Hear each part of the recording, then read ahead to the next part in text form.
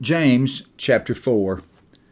Where do wars and fights come from among you? Do they not come from your desires for pleasure that war in your members? You lust and do not have. You murder and covet and cannot obtain. You fight in war. Yet you do not have because you do not ask. You ask and do not receive because you ask amiss, that you may spend it on your pleasures.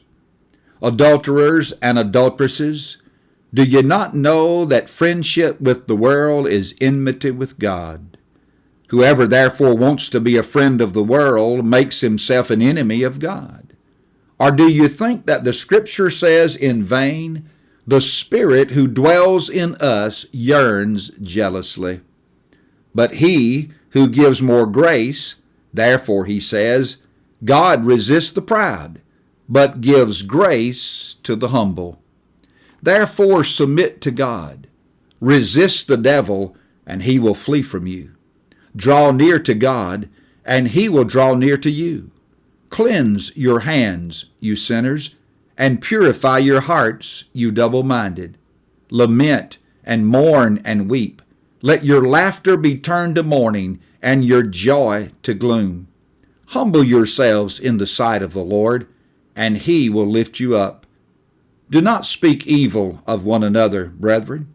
He who speaks evil of a brother and judges his brother speaks evil of the law and judges the law. But if you judge the law, you are not a doer of the law, but a judge.